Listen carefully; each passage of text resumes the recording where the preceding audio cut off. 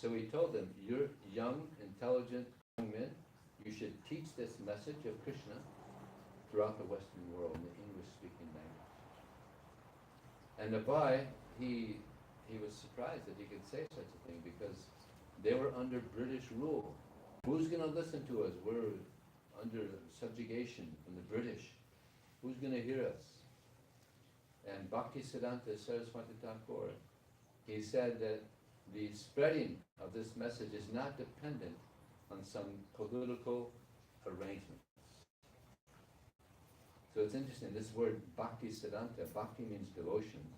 Siddhanta means, Siddha means perfection, Hanta means the end. So the end of all perfection is Bhakti. The end of all perfection is Bhakti. Bhakti means devotion. So this is actually the goal, is to attain this devotion. And Abai, his name became Bhakti Vedanta. Vedanta, Veda means knowledge, and Anta means the end. So the end of all knowledge is also Bhakti. Bhakti Vedanta. So the goal of us practitioners of Krishna consciousness is to attain this devotion, this Bhakti. Most people in the world, they want to enjoy their senses to the utmost. But this doesn't bring real happiness. It doesn't bring satisfaction to the soul, to the heart. But bhakti, this devotion, gives inner happiness, inner satisfaction, which people don't hear very much about. Inner happiness. And this, there's no limit. Material sense gratification, there's a limit. Just like here in PB, they're famous for drinking. There's a lot of bars. Sometimes you find out how many bars in this area. Dozens and dozens of bars. And they drink, how much can you drink though? And then you drink so much, then it comes out. Or taking so many drugs, so many ambulances are going by. And many times they're going by because there's overdose of drugs. So many people are overdosing on drugs. So there's a limit. And even they got to pay so much money for these drugs and alcohol, and they don't get a nice result. But with bhakti, you get a nice result. Your heart becomes pure. Yeah, the whole process is to purify the mind, purify the soul, purify the intelligence. And Prabhupada, he had this pure soul, pure mind, pure intelligence. So they discussed. Prabhupada said, who's going to hear our message? Bhaktisiddhanta Saraswati Thakur said, no, this message is not dependent on some political arrangement. So they spoke for 2 hours. Actually, just about 6 months ago, I was at the place where they met. It's a sacred place in Calcutta. It's beautiful. It was a little run down a few years ago, but then devotees, they renovated it. Now it's so beautiful. You can go there now and you could be at that place where these two great souls met. So after they discussed, Narendranath and Abai were discussing about the meeting, and he asked Abai, so what do you think of this, Swami? And he said, the message of Krishna is in very good hands. And he immediately accepted him as a spiritual master. So everybody in the human form of life, they should have a spiritual master. It's like we go to school, we have material teachers that teach us about math and geometry, and, geography, so many things we're learning. We go to a teacher. But a spiritual master, he teaches us about life, why we're here, what is the goal of life, what happens at the time of death. These are important questions that the spiritual master answers. And by serving the spiritual master, we develop humility. And humility is the crown jewel of devotion. We don't hear in school that humility is a divine quality. It's actually even looked down upon. Because people that have humility, usually people they'll exploit these people that are humble.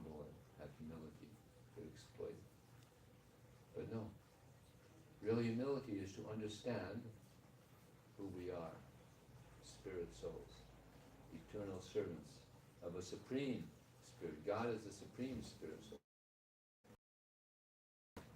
He has a spiritual body, which is inconceivable to us. Doesn't get old, doesn't get disease, doesn't need food. Although, because he has kind devotees, they offer food to him and he eats. But he has a spiritual body. We also have spiritual bodies, but now they're covered by these material bodies. But yeah, we're kind of in a dormant stage now. But by this bhakti, by chanting Hare Krishna, by reading books, we have nice books here, Bhagavad Gita, Science of Self-Realization. By reading these books, this original, dormant affection, bhakti, devotion for Krishna, it comes out. Just like within wood, there's fire. It just has to be ignited, coming from the sun. Fire is coming from the sun, goes into the wood, you ignite it with fire, and the fire comes out. So similarly, devotion is within us. And by this chanting of Hare Krishna, by this hearing about Krishna, this devotion is ignited.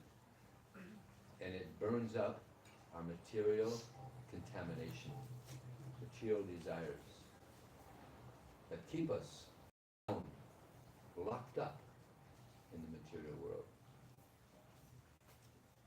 So Srila Prabhupada received this instruction from his spiritual master when he was 22 years old, that he should go and spread this message of Krishna to the English-speaking world. But he was married, he had children. So he was thinking, well, let me make a lot of money, and then I'll help the spreading of this message throughout the world.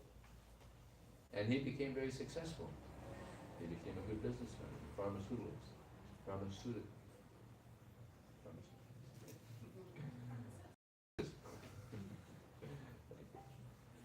So he was very successful, but this desire of a spiritual master to spread this message was just there within him, and it increased. And in India, he started spreading the message of Krishna, but there was not much success, because in India, people already know. They know Krishna, they know Vishnu, they know Ganesh, and they'll question Prabhupada, why Krishna? Why not Shiva? So he wasn't getting any success. Then he decided, maybe I should just do what my spiritual master asked me to do. When he was 70 years old. He was 69 actually. When he left India, he was 69 years old. And just for him to get out of India was a big challenge. Even now, thousands and thousands of Indians are trying to come to America, and they're getting refused. Can't do it. Of course, many, as we know, there's a lot of Indians here, many are able to come. But thousands and thousands and thousands, probably millions, are being refused. Because this is America, land of opportunity, become wealthy. So it was very difficult in 1965 to get out of India, to get the permission to go to America. So he got permission. He went on a cargo ship, Jaladuta, and in the Indian Sea, he had 2 heart attacks. So he was wondering, am I going to make it to America? And someone asked him, well, why do you want to go? He wanted to go to New York, and someone asked him, why do you want to go to New York? He said, well, I had godbrothers, they went to London and they went to Germany, and they didn't have any success. So I was thinking, if I'm going to go someplace, let me go to a new place, and if I'm not successful there, at least I went to another place where they didn't go. So he went to New York. So, but when he got to the Atlantic Ocean, the ocean was so calm. The captain, who had been a captain of this of these different boats. For like 30 years, he had never seen the Atlantic so calm. It was so calm. And his wife, the captain's wife, said to Abai, actually his name was, at that time, Abai Charanaravinda. So she asked, can you come back with us? Because the ocean was so calm, because they're thinking, because you were on it, it was calm. Can you come back with us? It'd be calm again. So Prabhupada went to New York, and some of you might be hearing this, actually Balaram, because just a week ago it was Prabhupada's, his anniversary of his actually coming to New York. So this is another special day, just a week later. So you get to hear about Prabhupada. So he went to New York, and for a year he had no success. No success. No one was coming forward and listening to him. There had no students. So he was a little discouraged, you can imagine. But after 1 year, he some students started coming and listening to him. And it turns out that they were very interested and became serious disciples of Prabhupada. And what's interesting is that Prabhupada, he started the center there in New York City in 1966. And from there he would send people to open centers. San Francisco, Montreal, Los Angeles. So, and from that, just like, I'll give you an example. If you get shocked, if a hot electrical wire is there and you touch it, you get electrocuted, right? And if someone touches you, he gets electrocuted or she gets electrocuted. And someone touches that person, they get electrocuted, right? Depending on the voltage. I mean, I don't know how many people it can go. Eventually it gets weak eventually. But so Prabhupada had this connection with Krishna. He actually mentions in one purport that the spiritual master does not have a material body because of his being surcharged with the current of Krishna's identical interest. Interesting statement there. So he becomes surcharged with the current of Krishna's identical interest. So Prabhupada was surcharged with the interest of Krishna. And Krishna's interest is to give everyone an opportunity to hear the message of the absolute truth, which is found in the Bhagavad Gita and other books. So a pure soul wants everybody to hear the absolute truth. They're known as para dukkha dukkhi. When they see others suffering, it gives pain. A materialistic person, when they see others suffering, it gives pleasure. I don't know how it is now, but I remember when I was growing up in high school, if there was a fight, everybody would throng to see the fight, see somebody get hurt. Is it still like that? Yeah, we're at high school, It's still like that. Yeah. It's kind of like a sick, stop it, break it up. Does it get pain? And people are suffering so much because of these modes of nature. Ignorance, passion. Just like I mentioned earlier, so many people are coming here trying to get intoxicated, thinking they'll be happy. So we go out and we go to the beach and we distribute books and we do this chanting them, Hari Nam, to try to help them get purified. So actually there's one instance, I'll tell you a nice pastime of Prabhupada. He was in Los Angeles, and devotees were driving him to a place where they could do some meditation. And he saw to the right there was some people in a field with sticks, and they were doing something. and he had never seen it before. And Prabhupada asked the devotee, what are they doing? And the devotee said, Prabhupada, they're playing something called golf. And what they do is there's a ball in the field, and they have a stick, and they try to hit the ball in a hole. And Prabhupada started crying because he was thinking, what a waste of the human form of life. Here are these grown-up men, they're trying to hit a ball in a hole. And it's very prestigious now. You know, you can make millions and millions of dollars. What was that one basketball player? He made $1 billion just shooting a ball in a hoop. Just shooting a ball in a hoop. He became a billionaire. People think it's so fascinating, you know. Someone can take a ball and shoot it in a hoop. Millions of people are watching it. It's like, hello. It's not that big a deal.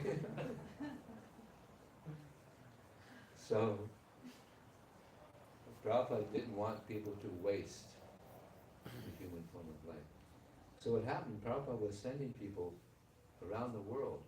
And from New York City, wherever he would go, there would already be devotees there. So this is called Shakti. This is spiritual potency. He had so much spiritual potency that he could convince the youth. Now in New York City, when he went there was an unwritten rule. Don't trust anyone over 35. Because they're from the old generation. At 65, that was just when things were changing. You know, the hippies and the beatniks were kind of coming into the scene. And there was so many, millions of hippies. So the whole consciousness of people were changing. But Prabhupada shows up, when he showed up in New York City, he was 70. Because he had his birthday on the ship. So he shows up in New York City, he's 70 years old, and people are giving their lives to him. Why? Because he was a kind, pure gentleman, a pure soul. And that's why this movement now is all over the world. Millions of people are chanting this Hare Krishna mantra. They're reading the books, and they're getting purified because of one pure soul. So, because of his determination, because of his compassion, actually this compassion is one of the most important qualities that a human being can attain. Because compassion is beautiful, the most beautiful quality. And Krishna, he has many qualities, unlimited qualities, but the one quality that stands out the most is his compassion. Therefore Krishna came 5,000 years ago, and he spoke the Bhagavad Gita. And he keeps sending his pure devotees. Another great soul that came before Prabhupada, his name was Bhakti Vinod. Bhakti Vinod Thakur. Bhakti means, again, devotion, and Vinod means the pleasure of devotion. This is the highest pleasure that we can experience, because devotion, like I mentioned, it's unlimited.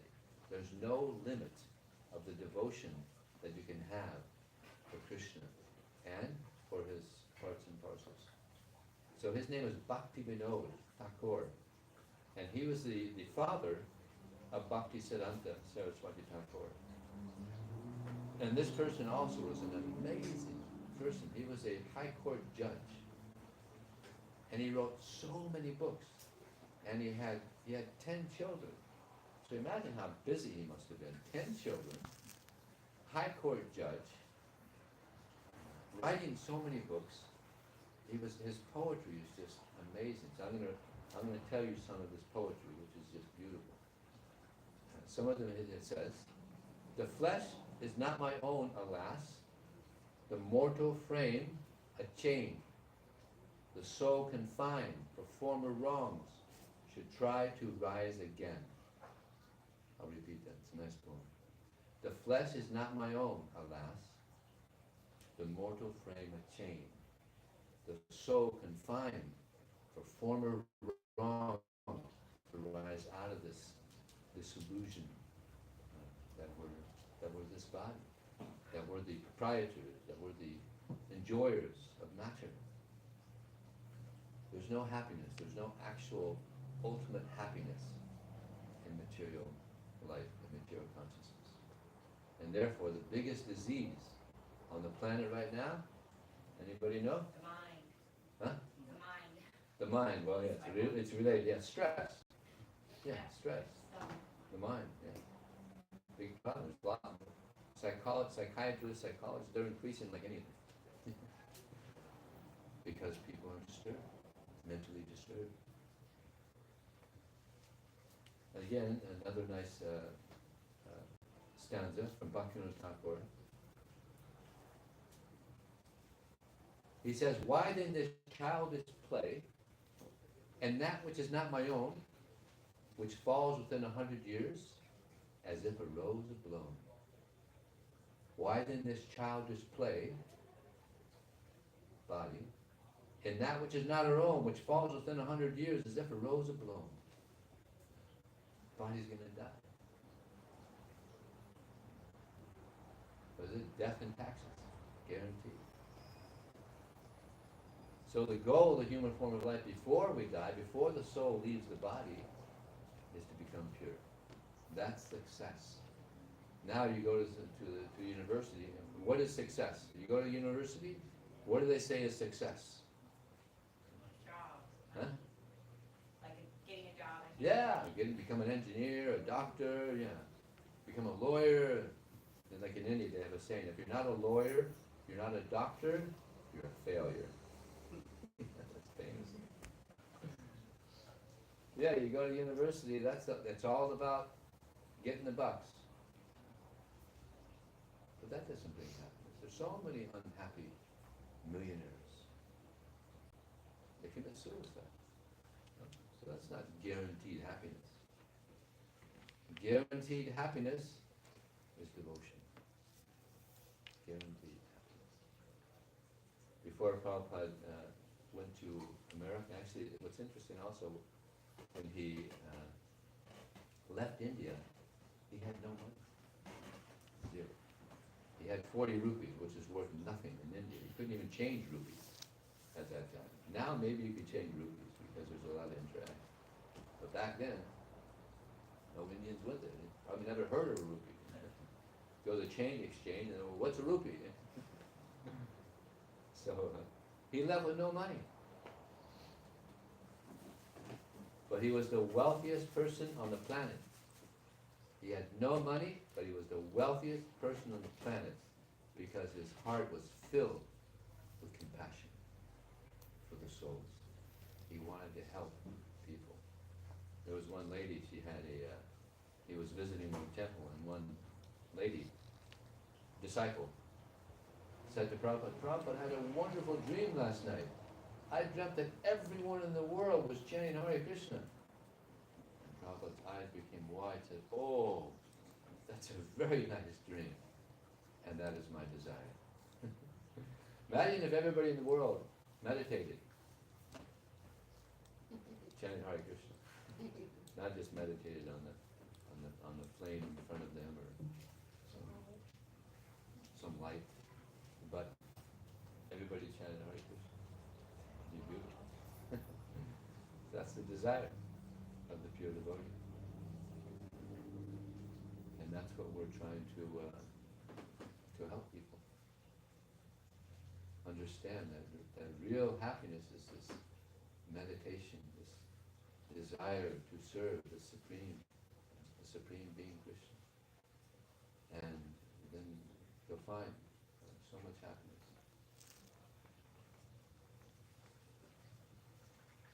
I'll tell you one nice pastime of Prabhupada. Would you like to hear?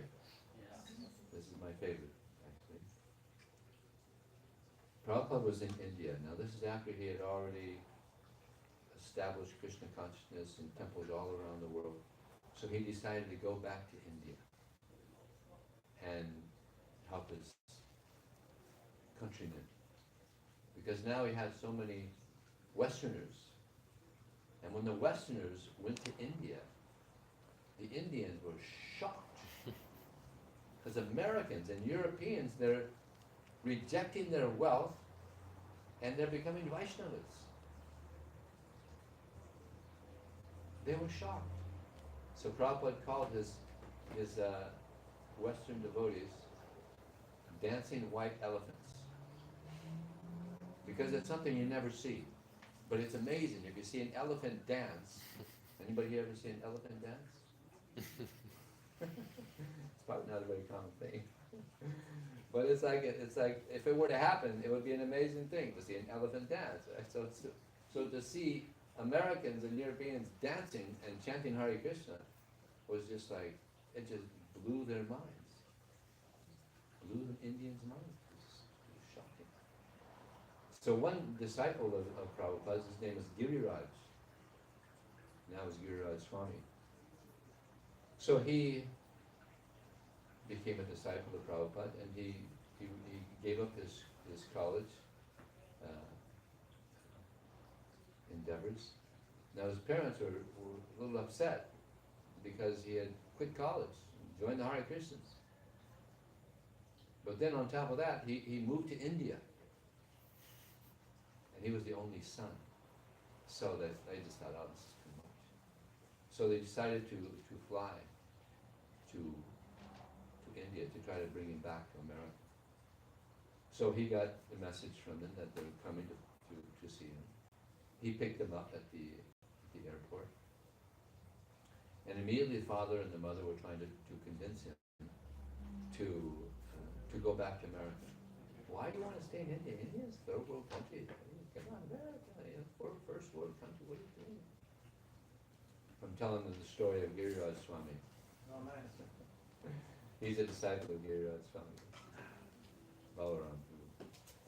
So Giriraj Brahmachari at the time said, no, I like it here. I'm here with my spiritual master. So they thought, all right.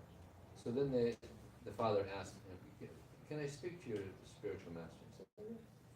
So he arranged a meeting with Prabhupada and his parents and himself, and Prabhupada's servant was there. So he said, this disciple of yours, he's our only son. And now he's on the other side of the planet. It's very difficult for us. Please, can you ask him to go back to America? So Prabhupada said to Giriraj, do you want to go back to America? Well, he's detached. He said, no, Prabhupada, I want to stay here with you. So Prabhupada looked at the parents and said, you don't want me to force him, do you? He said to the parents. No. Because there's a saying, a man forced against his will is of the same opinion still. So he probably leave anyway. So they surrender, I guess he's going to stay here. But then Prabhupada said to him, well, listen, why don't you take your parents to the foothills of the Himalayas? They took them to Nepal. Nice resorts there, they'll have a good time, there in the Himalayas. And Giriraj Brahmachari said, yeah, I can do that. So they spent about a week in Kathmandu, I think. And they were very happy with that. They could spend some time with their son and be there in the Himalayas, it's pretty exotic. So then they went back to Bombay. And Giriraj wanted them to get a little more association with this pure devotee, Prabhupada. So he asked them to go and speak to Prabhupada some more before they leave. So Prabhupada was there with them for about an hour. And Prabhupada didn't try to teach them anything. He was just a gentleman, just joking about the differences between India and America and just being friendly to them. And Prabhupada can be very friendly. He's a very friendly person. So when they left, they were very happy. They came very disturbed. They left very happy. So the servant said to Prabhupada, Prabhupada, you amaze me. Everybody loves you so much. And Prabhupada replied, that's because I love everyone so much. And that's why this movement spread all over the world, and it still is, it's still happening. A very pure soul. And Prabhupada said that I'm still alive in my teachings. So you can meet Prabhupada just by reading his teachings. So on that, I'll ask you if there's any questions that you may have, or comments. I have just a request. If Yeah. everyone's done with their questions, can I chant on the Oh yeah. Is there any, first, is there,